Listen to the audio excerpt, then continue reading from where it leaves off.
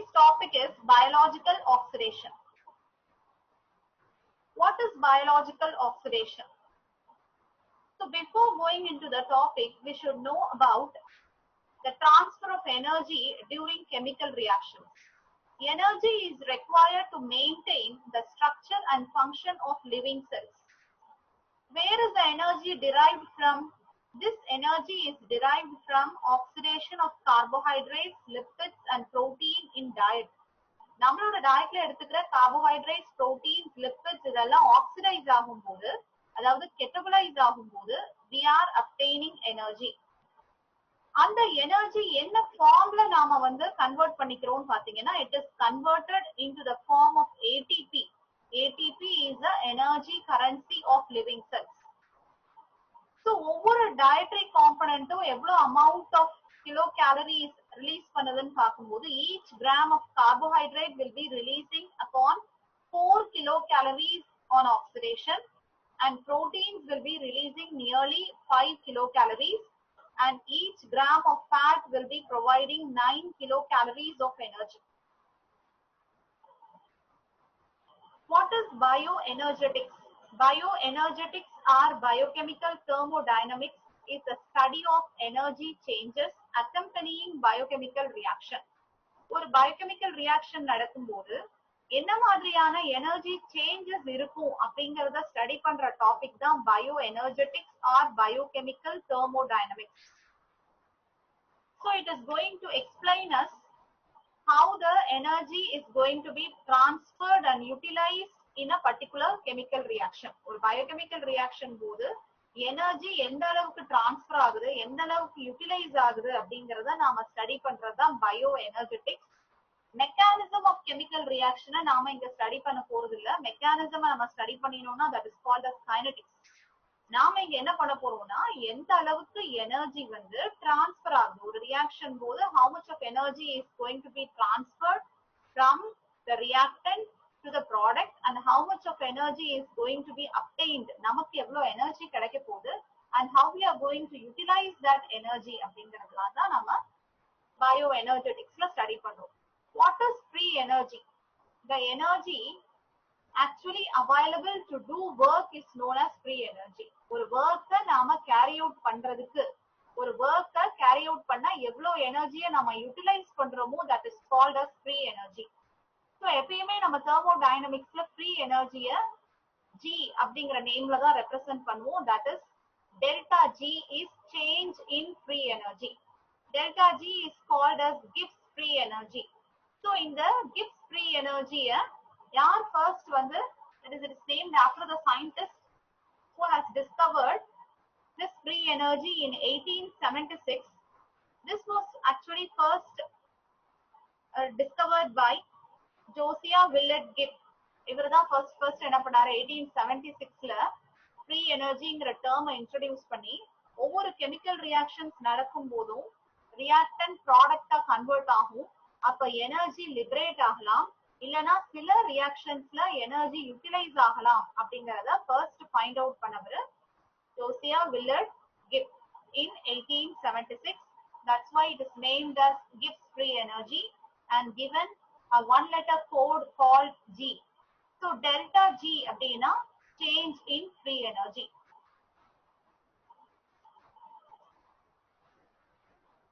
எல்லா chemical ரியாக்ஷன்ஸ்மே biological சிஸ்டம்ல நடக்கும்போது ஒன்னு ரிவர்சிபிளா நடக்கும், அப்படி இல்லனா irreversible ஃபார்ம்ல நடக்கும்.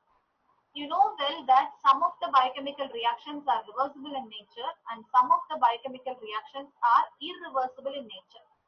So A is converted to B. A is converted to B, at the same time B is also converted to A. That is called as a reversible reaction. And the direction is both in the forward as well as in the reverse direction. Some of the reactions are irreversible in nature. The direction is on one side. That is either A is converted to B or B can be converted to A. Either it can occur in the forward direction or it can occur in the backward direction. அதாவது ஏதாவது ஒரு டைரக்ஷன்ல மட்டும் நடந்ததுன்னா அது irreversible reaction சொல்றோம். ஏவும் பியும் இன்டர் கன்வெர்ட் ஆச்சுன்னா அதை நம்ம ரிவர்சிபிள் ரியாக்ஷன் சொல்றோம். is an exergonic reaction? As I have said you earlier, exergonic reactions are the reactions which will be liberating energy, which will be releasing energy. ஒரு reaction நடக்கும்போது energy release ஆச்சுன்னா அதை நம்ம வந்து exergonic reaction னு சொல்லுவோம். So I want to know one answer. Catabolic reactions are dash reactions. Exergonica, endergonica. Please answer me in the chat box. Exergonic reactions. A gives B. Delta G is equal to GB minus GA. So in the reaction நீங்க பாத்தீங்கன்னா delta G is negative. Delta G is negative. Madhumita good. It is exergonic reaction. Catabolic reactions are exergonic reactions. Delta G is negative. A is converted to B. இப்போ A அப்படிங்கிற reactant Bங்கிற ப்ராடக்டா convert ஆகும்போது product னுடைய energy content reactant னுடைய energy கண்டென்ட்டை விட கம்மியா இருந்ததுன்னா டெல்டா ஜி வந்து நெகட்டிவா இருக்கும். டெல்டா ஜி எப்ப நெகட்டிவா இருக்கும்னா ஒரு ரியாக்ஷன் எடுத்துக்கோங்க. A gives B. B is the product and A is the reactant. If the energy of the product is less than that of the reactant, reactant னுடைய எனர்ஜியை விட ப்ராடக்டோட எனர்ஜி கம்மியா இருந்தது அப்படின்னு சொன்னா அந்த ரியாக்ஷனை நம்ம வந்து negative reaction னு சொல்றோம். That is delta G is going to be negative. Negativeனா value வந்து negative வேல்யூவை நம்ம ரெப்ரசன்ட் பண்ணுவோம். delta G னோட வேல்யூவை நெகட்டிவா நம்ம ரெப்ரசன்ட் பண்ணுவோம். அப்ப என்ன ஆகும் அப்படின்னா there is net loss of energy. அந்த மாதிரி ரியாக்ஷன்ஸ்ல எனர்ஜி லாஸ் ஆகும், எனர்ஜி ரிலீஸ் ஆகும். அந்த மாதிரி ரியாக்ஷன்ஸ் எல்லாமே spontaneous reactions தான் இருக்கும். Spontaneously A is converted to B. This reaction is always exergonic and energy releasing in nature, and exergonic reactions எல்லாமே catabolic reactions தான் இருக்கும். அதாவது ப்ராடக்ட் னுடைய எனர்ஜி கம்மியா இருக்கும். Energy of the product is less than that of the reactant and delta G is negative, and delta G is negative அப்படினாலே there is loss of energy and the reaction is spontaneous and the reaction is always exergonic. Exergonic னா energy release ஆகும். Okay. Endergonic reaction, that is B is converted to A. Delta G value is positive. Delta G value is positive அப்படின்னா energy content of the product is more than that of the reactant. Energy content of the product A is more than that of the reactant. அந்த மாதிரி இருந்ததுன்னா reactionல gain of energy இருக்கும். அதே நேரத்துல reaction spontaneous-ஆ நடக்காது. And reaction is considered to be endergonic or energy requiring. Energy requiring னா என்ன அர்த்தம்? எனர்ஜியை வாங்கிக்கிட்டு தான் அந்த ரியாக்ஷனே கேரி அவுட் பண்ண முடியும். அப்ப anabolic reactions தான் நம்ம endergonic னு சொல்லிருந்தோம் இல்லையா? Hope you understood in this point. So catabolic reactions are exergonic reactions where the reactions occur spontaneously as well as the energy is released during those reactions. At the same time, the energy content of the product is less than that of the reactant in case of delta G value is negative. If delta G value is positive, the energy content of the product is more than that of the reactant. The energy content of A is more than that of B. At the same time, there is net gain of energy. Reaction spontaneous-ஆ நடக்காது. Energy requiring ரியாக்ஷனா இருக்கும். இந்த ரியாக்ஷனை நடத்தி வைக்கிறதுக்கு நாம எனர்ஜியை கொடுக்குற மாதிரி இருக்கும். அதனாலதான் அனபாலிக் ரியாக்ஷன்ஸ் எல்லாம் எண்டர்கானிக் ரியாக்ஷன்ஸ் தான் இருக்கும். ஏன்னா நாம எனர்ஜியை கொடுத்தாதான் அந்த ரியாக்டன்ட் ப்ராடக்டா மாற முடியும். So from this point it should be very clear that catabolic reactions are exergonic reactions. Energy will be released during those reactions and the reaction will be spontaneous. Delta G is negative. Anabolic reactions are endergonic reactions. Delta G value is positive and there is net gain of energy. So we have to give some amount of energy for the conversion of the reactant to the product. So this is the condition of exergonic and endergonic reactions. When the delta G value will be 0. Delta G is 0 when the reaction is in equilibrium. Equilibrium na enna artham? A is converted to B and B is converted to A. ஒரு reaction reversible reaction-ஆ இருக்கும்போது delta G நோட value வந்து 0-ஆ இருக்கும். So delta G value is 0 whenever the reaction is in equilibrium. The reactants are in equilibrium. Reactants are in equilibrium na enna meaning? So free energy of the reactant is equivalent to the free energy of the product. Reactant உடைய free energy product ஓட free energy ரெண்டும் equivalent இருக்கும்போது delta G value will be 0 and the reaction is considered to be in equilibrium state. இப்போ எனக்கு வந்து you have to answer me when the delta G value will be negative during catabolic or anabolic reactions.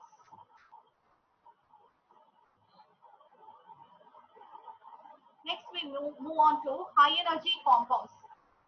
Okay, Shalini, Lokeshwari, good. It is catabolic. Catabolic reactions both the delta G value will be negative and anabolic reactions both the delta G value will be positive, and during a reversible reaction or an equilibrium reaction delta G value will be 0. Good, Alice Rosary. Next we move on to the topic high energy compounds. What are high energy compounds? High energy compounds are energy rich compounds which are usually applied to substances in the biological system and that on hydrolysis yield free energy equal to or greater than that of ATP. அதாவது ATP ஓட structure பாத்தீங்கன்னா you can see the structure of ATP, adenine, ribose sugar and 3 phosphate groups are attached. These 3 phosphate groups are attached adjacently. பக்கத்துல இந்த phosphate groups attach ஆயிருக்கும் and between one phosphate and another phosphate will be having phosphoric anhydride bond.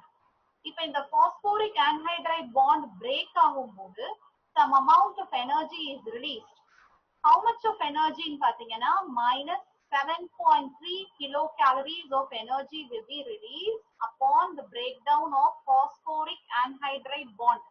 இந்த high energy anhydride bond நம்ம break பண்ணும்போது 7.3 kilocalories of energy நமக்கு release ஆகுது. அதனால தான் நம்ம என்ன சொல்றோம் delta G value மைனஸ்ல சொல்றோம். minus 7.3 kilocalories of energy is released. அப்ப high energy compounds னா என்ன? Those compounds which upon hydrolysis yield free energy equal to or greater than that of ATP. ATP release பண்ற எனர்ஜியை விட அதிகமாவோ இல்ல அதே அளவுக்கு எனர்ஜியை ரிலீஸ் பண்ணுச்சுன்னா அந்த காம்பவுண்ட் எல்லாம் நாம ஹை எனர்ஜி காம்பவுண்ட்ஸ் சொல்லி சொல்றோம். So those compounds which liberate energy equal to the hydrolysis of ATP or greater than that of ATP. ATP க்கு ஈக்குவலா 7.3 kilocalories ரிலீஸ் பண்ணாலோ இல்ல அதுக்கு மேல ரிலீஸ் பண்ணாலோ அதை நம்ம ஹை எனர்ஜி காம்பவுண்ட்ஸ் சொல்றோம். எந்தெந்த காம்பவுண்ட்ஸ் எல்லாம் 7.3 kilocalories per mole அதை விட கம்மியா எனர்ஜியை லிபரேட் பண்ணுதோ அதை ஹைட்ரோலைஸ் பண்ணும்போது கம்மியா எனர்ஜியை லிபரேட் பண்ணுதோ ரிலீஸ் பண்ணுதோ அந்த காம்பவுண்டுக்கு பேரு low energy compounds. So these are some of the examples of high energy compounds. You can see ATP is providing minus 7.3 kilocalories of energy. இதுக்கு கீழே நீங்க ADP, glucose 1 phosphate, fructose 6 phosphate, AMP, glucose 6 phosphate, all will be releasing energy less than that of 7.3. Creatine phosphate will be releasing nearly minus 10.3 kilocalories and 1,3-bisphosphoglycerate minus 11.8 kilocalories, phosphocreatine minus 12 kilocalories per mole, and phosphoenol pyruvate will be releasing minus 14.8 kilocalories per mole. So these compounds, that is creatine phosphate, 1,3-bisphosphoglycerate, phosphocreatine, phosphoenol pyruvate, these are called as high energy compounds because these compounds upon hydrolysis will be releasing greater than 7.3 kilocalories of energy, and those compounds are called as high energy compounds, and those compounds which release energy less than 7.3 kilocalories are called as low energy compounds. Hope you understood the structure of ATP. ATP is the most important high energy compound in the living cell. It consists of adenine, ribose and a triphosphate. It is a high energy compound due to the presence of 2 phosphoric anhydride bonds. And when we hydrolyze the terminal phosphate, that is ஒரே ஒரு phosphoric anhydride bond நம்ம break பண்ணினா, how will be the reaction? ATP plus water molecule gives ADP plus phosphate. ATP ல இருக்கிற terminal phosphate bond break ஆச்சுனா நமக்கு ADP அது convert ஆயிடும் and ஒரே ஒரு phosphate நமக்கு release ஆயிடும். அதோட நேம் வந்து inorganic phosphate. So this will be providing minus 7.3 kilocalories per mole. So ஒவ்வொரு phosphate group release ஆகும்போது நமக்கு 7.3 kilocalories of energy release ஆயிட்டே இருக்கும். So there will be 3 phosphate groups. நடுவுல இருக்கிற ரெண்டு phosphoric anhydride bond break ஆகும்போதும் நமக்கு 7.3 kilocalories of energy release ஆகும். So what is the role of ATP? ATP is very important for movement. நம்மளோட பாடியில muscle contraction and transport of substances across membrane. membrane தாண்டி substances transport ஆகிறதுக்கும் signal transduction and the biosynthetic processes எல்லா anabolic reactions நடக்கிறதுக்கும் நமக்கு ATP ரொம்ப important. That's why ATP is called as the energy currency of the cell. And this ATP is going to act as a link between catabolism and anabolism reactions. Catabolism reactions நடக்கும்போது அத எல்லாமே நம்ம என்ன சொல்றோம்? Oxidation reactions ன்னு சொல்றோம். Oxidation reactions னா all the fuels, carbohydrates, proteins, fats இதெல்லாம் break down ஆகி simple nutrients convert ஆகி அந்த simple nutrients எல்லாம் catabolismல involve ஆகும்போது so much amount of energy in the form of ATP and NADH are released. இந்த high energy compounds எல்லாத்தையும் anabolic reactions use பண்ணிட்டு என்ன பண்ணிடும்? எக்ஸஸா இருக்கிற குளுக்கோஸை கிளைகோஜன் பாலிசாக்கரைடா மாத்தும். எக்ஸஸா இருக்கிற ஃபேட்டி ஆசிட்ஸை ட்ரைகிளிசரைடு அப்படிங்கிற ஒரு ஸ்டோரேஜ் ஃபார்முக்கு மாத்தி கொடுக்கும். அதே நேரத்துல நியூக்ளியோடைட்ஸ் எல்லாத்தையும் நியூக்ளிக் ஆசிடா மாத்தி கொடுக்கும். ஸோ இந்த மாதிரி ப்ராசஸ் எல்லாம் கேரி அவுட் பண்றதுக்கு நமக்கு எனர்ஜி வேணும். சிம்பிள் ப்ரிகர்சர்ஸ் காம்ப்ளெக்ஸ் மாலிக்யூலா மாத்துறதுக்கு நமக்கு எனர்ஜி வேணும். அந்த எனர்ஜியை எடுத்துக்கிட்டு, அதாவது ஏடிபிங்கிற எனர்ஜியை எடுத்துக்கிட்டு அனபாலிக் ரியாக்ஷன்ஸ் நடக்கும். மெட்டபாலிக் ரியாக்ஷன்ஸ் நடக்கும்போது எனர்ஜி ரிலீஸ் ஆகும். So that's why ATP is considered as an energy link between catabolic and anabolic reactions. Next we move on to the topic oxidation and reduction reactions. So these are all very important topics. That is the topics we are going to discuss from this slide is going to be very important because biological oxidation அதுல வந்து electron transport chain oxidative phosphorylation நம்ம learn பண்ணனும் அப்படினா oxidation னா என்ன, reduction னா என்ன அப்படிங்கறத கண்டிப்பா புரிஞ்சிருக்கணும். What is oxidation? Oxidation is addition of oxygen, removal of hydrogen and loss of electrons. What is reduction? Removal of oxygen, addition of hydrogen and gain of electrons. Oxidation, reduction உடைய differences clear புரிஞ்சுக்கணும். Oxidation னா addition of oxygen. நேம்லயே இருக்கு addition of oxygen. அப்ப hydrogen atom removal of hydrogen. At the same time electrons formula நம்ம பேசும்போது it is loss of electrons. Reduction அப்படினா removal of oxygen, addition of hydrogen and gain of electrons. So இத basic thing strong வந்து register பண்ணிக்கோங்க. And coming to this reaction Fe2+ is converted to Fe3+. So here you are going to understand one point, that is ferrous is converted to ferric.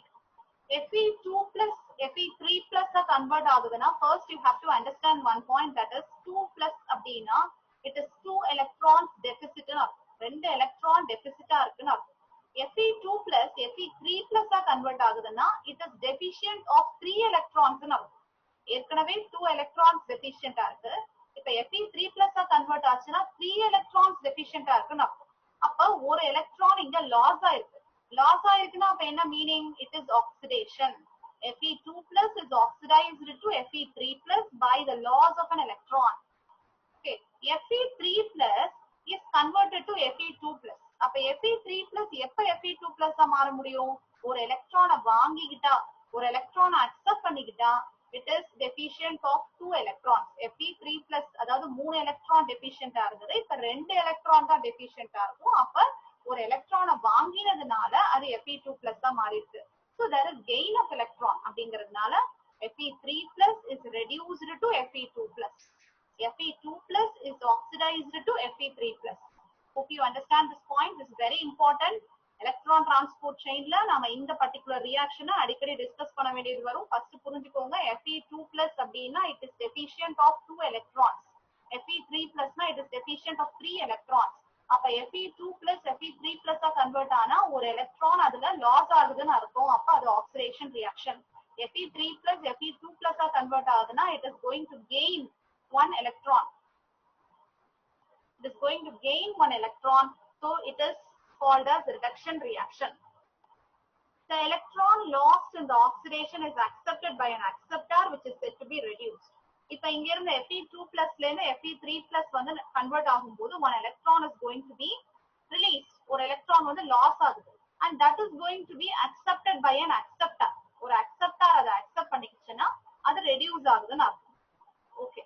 So commonly நம்மளோட biochemical reactions எல்லாமே பாத்தீங்கன்னா oxidation reactions கூடவே reduction reactionsம் நடக்கும். That's why they are called as redox reactions. Oxidation reactionம் reduction reactionம் simultaneous-ஆ நடக்கும் அப்படிங்கிறதுனால அது எல்லாத்தையுமே நம்ம redox reactions ன்னு சொல்லுவோம். So as I have already explained you in glycolysis, citric acid cycle நிறைய reactions நம்ம பார்த்திருக்கோம். Oxidation reactionம் reduction reactionம் ஒரே நேரத்துல நடக்கும், simultaneous-ஆ நடக்கும் அப்படின்னு சொல்லிட்டு நான் redox reactionக்கு அதுக்கு எக்ஸாம்பிளாவும் சொல்லியிருப்பேன். I'm going to explain you one example. So isocitrate is oxidized to form alpha ketoglutarate. At the same time NAD is reduced to NADH and H+. So இததான் நம்ம redox reaction னு சொல்றோம். So அப்ப isocitrate ல இருந்து hydrogen atoms remove ஆகி என்னவா convert ஆயிடும், alpha ketoglutarate கன்வெர்ட் ஆயிடும்.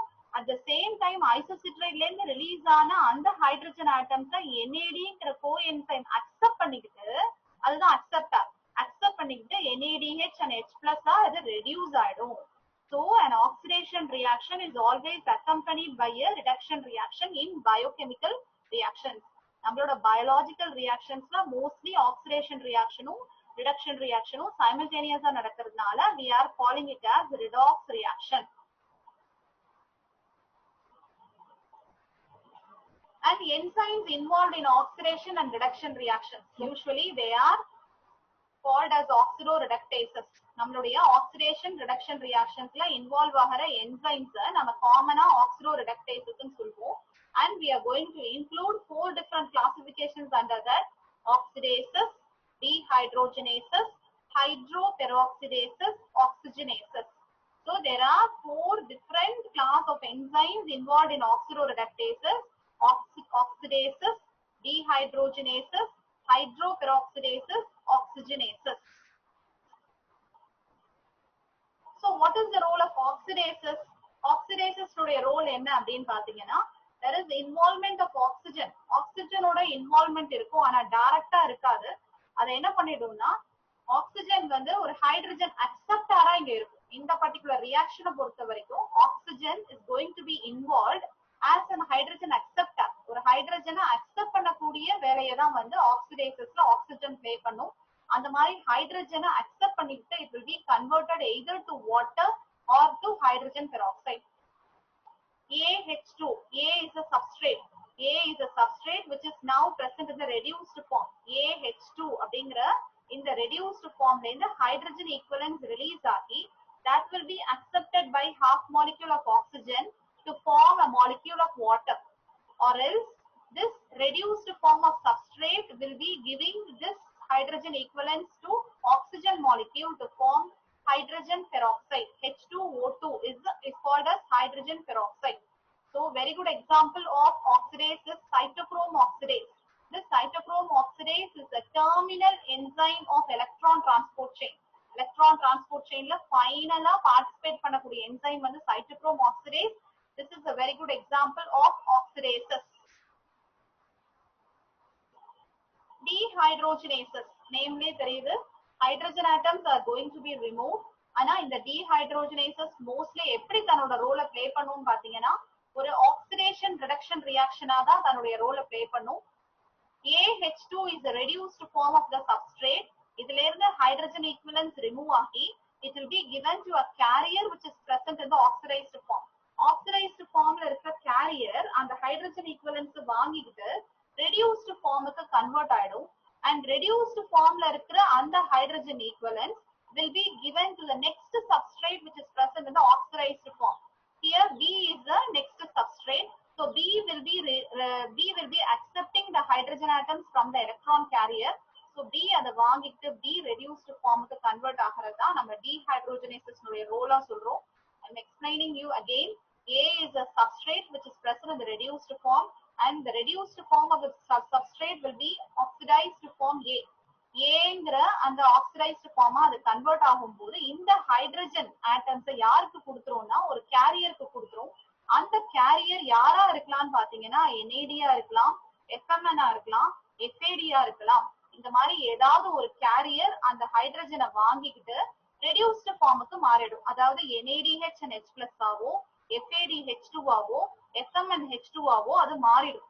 அதுக்கப்புறமா அது என்ன பண்ணிடும்னா தங்கிட்ட உள்ள ஹைட்ரஜன் ஈக்குவலன்ஸை கொண்டு போய் இன்னொரு சப்ஸ்ட்ரேட்டுக்கு கொடுத்துரும். அது ஏற்கனவே ஆக்சிடைஸ்டு ஃபார்ம்ல தான் இருக்கும். Bங்கிற ஆக்சிடைஸ்டு ஃபார்ம்ல இருக்க அந்த சப்ஸ்ட்ரேட்டுக்கு கொடுத்து அதை BH2 அப்படிங்கிற ரெடியூஸ்டு ஃபார்முக்கு மாத்தி கொடுக்கும். So this is the role of dehydrogenasis. So mostly L-amino acid oxidase, D-amino acid oxidase, aldehyde dehydrogenase. These are the examples of dehydrogenasis. Next one is hydroperoxidases. Hydroperoxidases என்ன பண்ணும்னா it is of two types, peroxidases, catalases. Hydrogen peroxide plus a substrate in the reduced form H2O2 plus AH2 gives two molecules of water plus A. Peroxidases என்ன பண்ணும்னா hydrogen peroxide ஒரு substrate ஓட combine பண்ணி water molecule மாத்தி கொடுக்கும். Substrate ஏற்கனவே reduced formல இருக்கு. Hydrogen peroxide is going to combine with the reduced form of the substrate to form a molecule of water. But catalases என்ன பண்ணும்னா it will be decomposing the hydrogen peroxide straight away. அப்படியே decompose பண்ணி two molecules of water convert பண்ணி கொடுத்தா அது catalase உடைய job. Peroxidases ஒரு substrate involve பண்ணும். Catalases அப்படியே hydrogen peroxide decompose பண்ணி water molecule convert பண்ணும். So that is the role of hydroperoxidases. Hydroperoxidases உடைய முக்கியமான வேலை hydrogen peroxideங்கிற free radical decompose பண்றதுதான். And next enzyme is oxygenasis. Oxygenasis la direct oxygen involve ஆகும். Oxygen is going to be directly incorporated. Incorporated na added. So direct oxygen add ஆகும்போது நமக்கு ரெண்டு atom of oxygen add ஆயிடுச்சுன்னா அந்த group of enzymes க்கு பேரு dioxygenasis. Substrate ஓட oxygen molecule add ஆச்சுன்னா அது dioxygenasis. Monooxygenasis will be catalyzing the reaction in which one atom of oxygen is going to be added to the substrate. ஒரே ஒரு oxygen atom மட்டும் substrate ஓட add ஆச்சுன்னா அது monooxygenase. So oxygenasesல oxygen டைரக்டா உள்ள substrate ஓட incorporate ஆகும் இல்ல add ஆகும். இதுல ரெண்டு oxygen atomமும் ஒரே நேரத்துல add ஆச்சுன்னா அந்த reaction catalyze பண்ற enzymeக்கு பேரு dioxygenasis.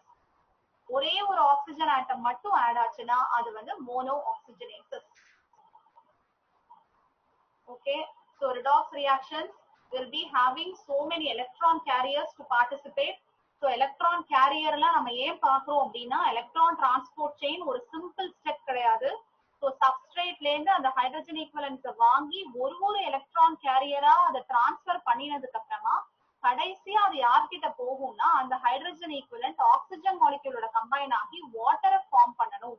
அப்ப இந்த ரெடியூசிங் ஈக்குவலன்ட் சப்ஸ்ட்ரேட்ல இருந்து மாறி மாறி போக போகுது இல்லையா, அதை வாங்குற கேரியர்ஸ்க்கு பேரு எலக்ட்ரான் கேரியர்ஸ்.